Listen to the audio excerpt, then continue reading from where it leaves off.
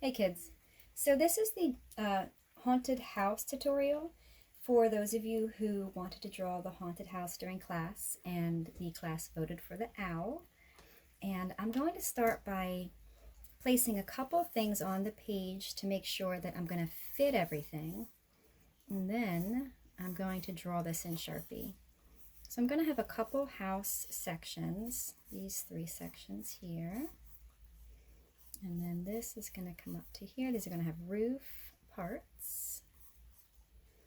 And this will have a roof here. And these have fun things on top. And a door. Some windows. And some steps. Okay. Okay. Put a little horizon line in there. Okay, so let's start this in Sharpie. You're going to start by making these two lines down the sides.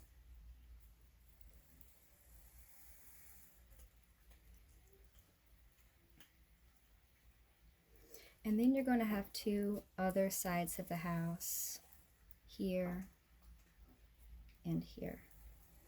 Now I'm not closing this off because if you want to add bushes and plants and things at the bottom, well, I can't do that in Sharpie and then erase it, so I'm leaving it blank.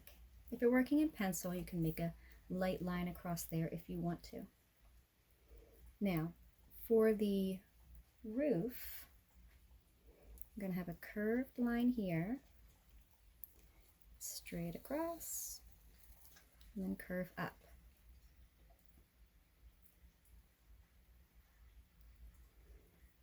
And then you're going to come up to this point, and then this point,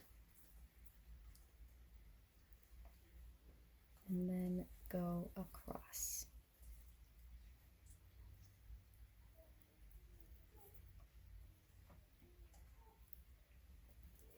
For these roofs, you can do the same thing, or you can leave them straight. I think I'm going to do the same as I did with the front, so I'm going to do a curve there, up, and have it come over to the house, and a curve, up, and over.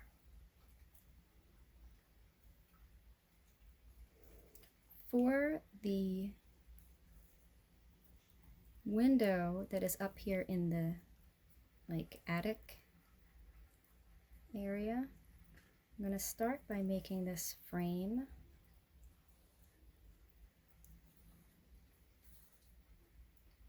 Give it a little box there. And then I chose a curved top to my windows. You can do it your own way. And I chose lines like that for the seams for my windows. You can, of course, do this your own way. And now that I have that there, I'm going to replicate those windows here and here.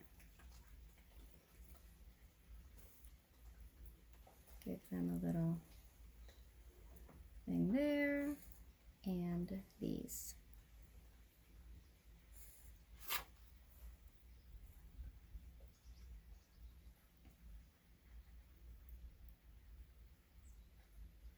I'm going to put these kinds of windows here and here.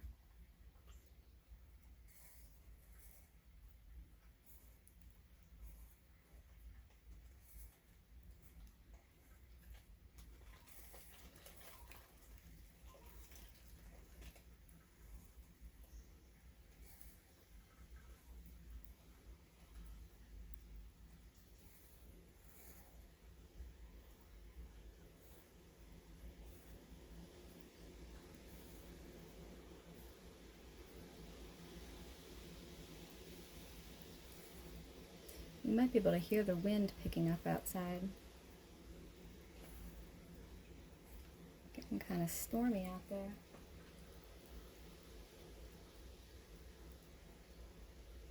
All right, now there's a trimming detail along the sides of these, the corners of the house, that I think is kind of cool.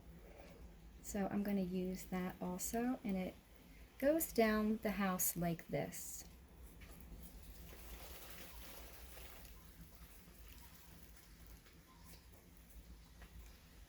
It's on the inside of this, it's on the inside of this,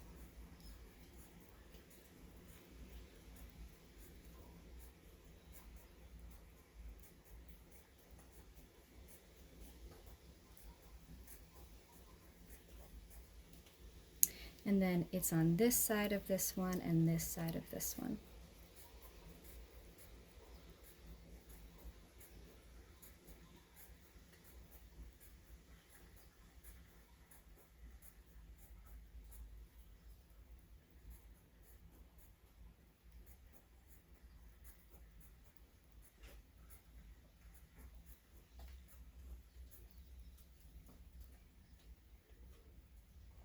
All right, now I'm going to put a door in, but I'm still not going to deal with too much of the bottom here. I'm just going to put the door.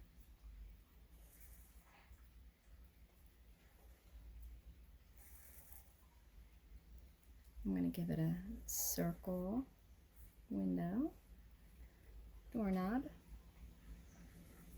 give it the door frame, and then I'll give it that kind of half window like that, and then I'll put a line in there, and you can either do one line here and there, or two if you wanted it to be 6 sections. And now I'm going to deal with the roof.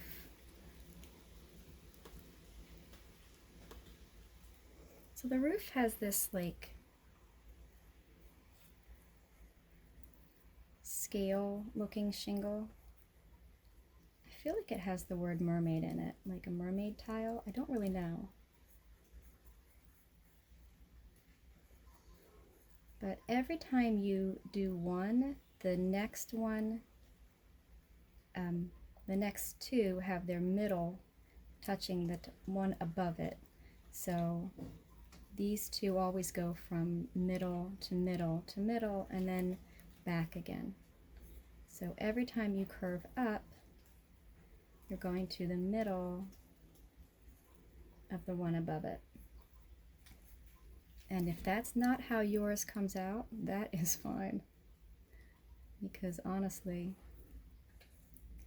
these houses are supposed to be kind of fun and whimsical and strange, misshapen, a little slanted, a little wobbly.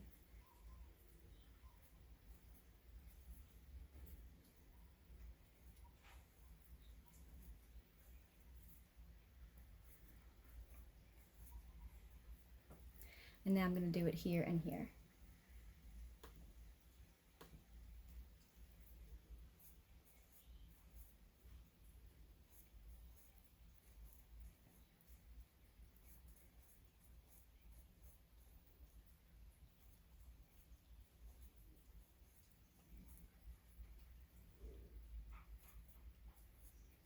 Now, if you are falling behind and you want to take a minute to finish up your tiles for your roof,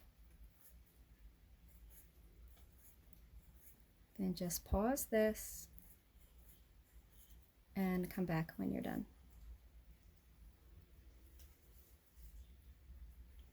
I'm going to put some details on the top. So these would be like wrought iron vertical detailing, and they might have this kind of fun point on them. And they also might have this cross piece. I'm just putting all of it on there because I think it looks good that way. So I'll do this, and then this,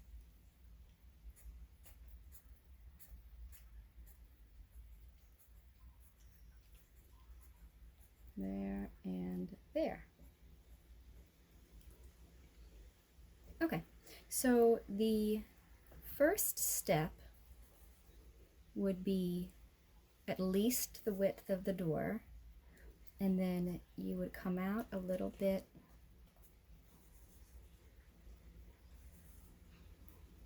and down.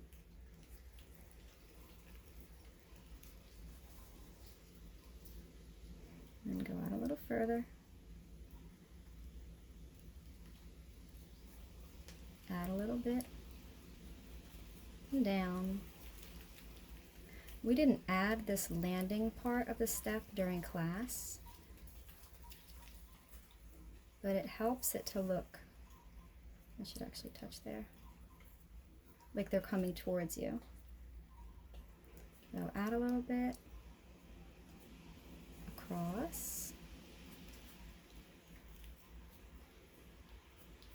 down, and then I think I'm going to stop my steps there and turn this into a walkway.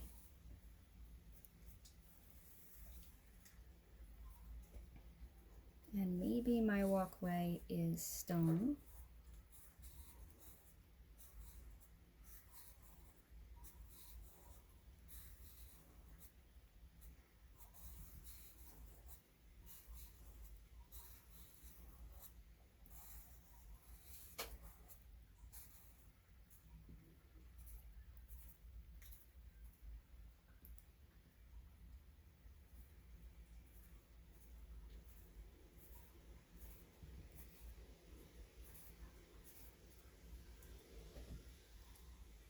And now, because I still have some space down here at the bottom of the house, I can add, you know, things like bushes or, you know, plants or, you know, some kind of ground cover. It doesn't have to be straight down onto the ground.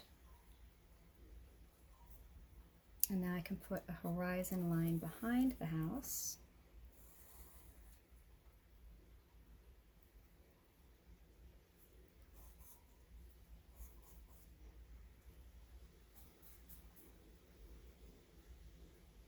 I think I want it to have a kind of creepy fence here, so I'll give it. I'm making these lines a little shorter as they approach the horizon line. And then I'll give them the top and bottom like that.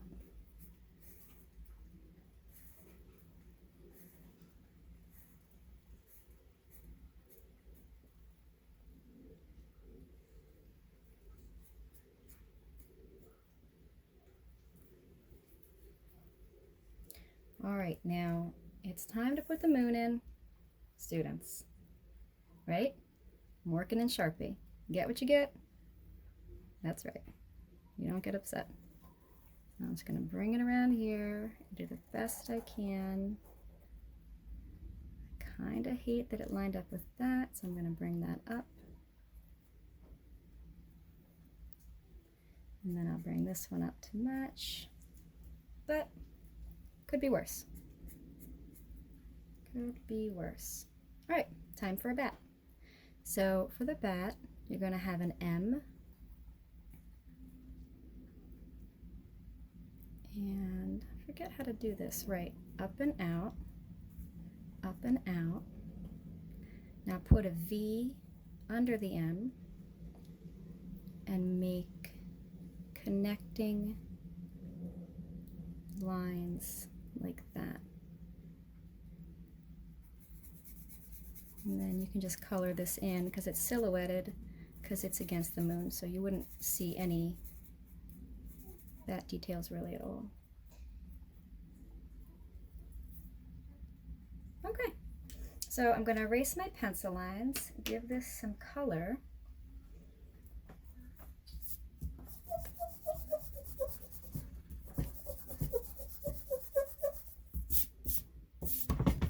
Oh my goodness, like an earthquake.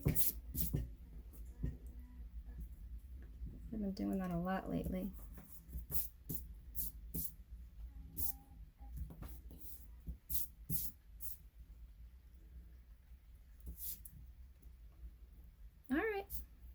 Not bad. I'll show you when it's colored.